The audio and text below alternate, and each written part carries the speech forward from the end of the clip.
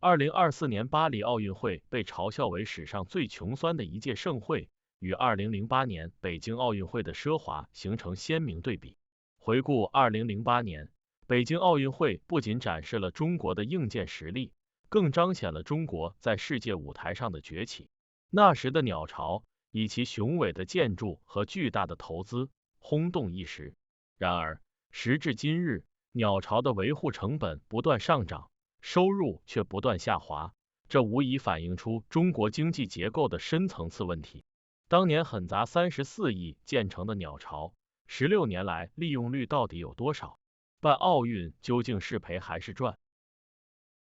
大家好，欢迎来到另眼看财经，我们将为您揭示中国社会经济趋势和市场动态，帮助您在复杂多变的经济环境中做出明智决策。敬请订阅。2008年北京奥运会的成功举办，曾是中国经济高速增长的象征。主场馆鸟巢的建造耗资高达35.96亿元，相较于2018年韩国仅花费8亿元的场馆，显得极为奢华。然而，随着时间推移，鸟巢的黄金时代已经过去。每年8000万元的维护费用和低迷的收入，使得鸟巢成为一项沉重的财政负担。曾经被誉为世界建筑奇迹的鸟巢，如今却承受着巨大的财务压力，年收入仅有约1亿元，远未达到当初的盈利预期，让人不禁思考，国家为何不及时止损，转而继续耗费巨资维持这一项目？或许，这背后隐藏的是中国经济在硬件投资方面的惯性思维和对外部形象的过度追求。面对不断膨胀的财政赤字，如何合理分配有限的资源，成为了中国政府亟待解决的问题。1976年，加拿大蒙特利尔举办的第21届奥运会，以58亿美元的预算超支和长达30年的债务困境，成为了蒙特利尔陷阱的经典案例。自此，各国政府对奥运会的投入变得愈加谨慎。然而，2008年北京成功举办奥运会，似乎又一次让中国走进了蒙特利尔的陷阱。为了追求世界一流的硬件设施，中国不仅在鸟巢上投入了巨额资金，而且还背负了大量的债务。从经济角度来看，奥运会场馆的建设和维护往往难以带来直接的经济回报，尤其是像鸟巢这样的超大规模建筑，其长期的维护费用甚至超过了其收入。这一现象无疑揭示了中国经济在过去几年里盲目投资和过度扩张的问题。虽然短期内可以通过面子工程提升国家形象，但从长远来看，这种投入对经济的实际贡献有限，反而增加了国家财政的负担。在过去的几十年里，中国经济的增长很大程度上依赖于基础设施建设和房地产投资。从高铁、机场到大规模的城市扩展，中国的硬件建设一度成为经济增长的重要引擎。然而，这种依赖却隐藏着巨大的风险。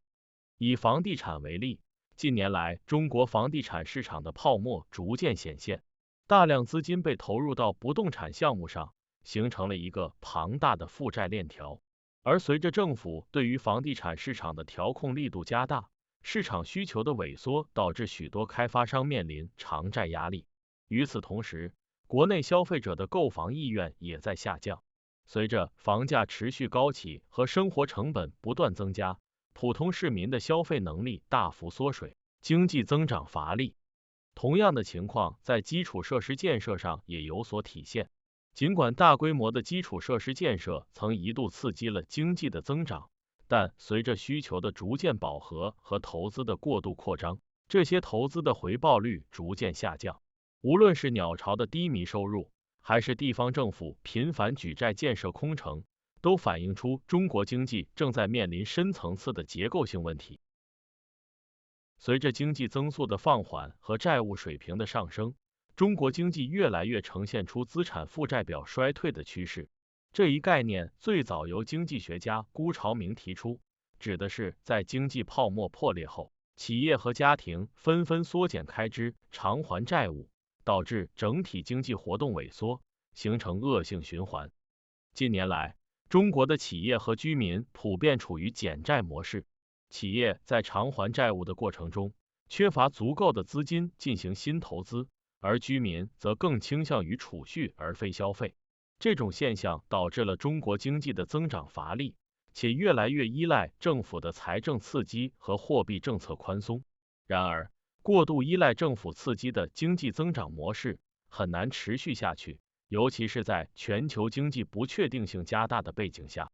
此外，中国的房地产市场也面临着类似的问题。许多地方政府依赖土地出让收入来支撑财政，但随着房地产市场的疲软，土地出让收入的增长空间越来越小。为了填补财政缺口，地方政府不得不加大举债力度，进一步加剧了地方债务的压力。这种缩表效应不仅影响了中国的经济增长，还带来了系统性的金融风险。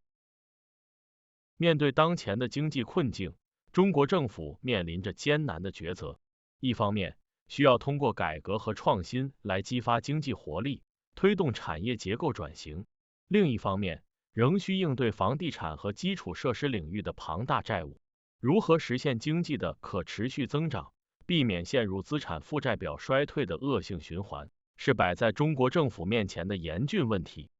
在这个过程中，政府需要更加注重优化投资结构，避免过度依赖房地产和基础设施建设，而应将更多资源投入到科技创新、产业升级和民生改善上。同时，也需要加大对金融体系的改革力度，降低债务风险，推动资本市场的发展，为企业提供更多融资渠道。只有通过结构性改革，才能为中国经济注入新的增长动力，避免陷入长期的低迷状态。从北京鸟巢的高投入与低回报，到整个中国经济的过度依赖硬件投资和房地产市场，中国经济的发展模式已经到了需要深刻反思的时刻。虽然中国在过去几十年里取得了巨大的经济成就，但这些成就背后隐藏的结构性问题却越来越严重。未来，如何破解资产负债表衰退的困境，推动经济的可持续增长，才是中国经济面临的真正挑战。随着全球经济的不确定性加剧，中国的经济发展之路注定不再是一帆风顺。如果继续忽视这些深层次的结构性问题，中国将难以避免长期的经济低迷，甚至可能陷入像日本那样的迷失30年困境。在这个过程中，政府的决策将至关重要，是否能够实现真正的改革和转型，将决定中国经济的未来。感谢您收看这一期的另眼看财经。如果觉得我的分析对您有帮助，请点赞、订阅并分享给更多朋友。我们下期再见。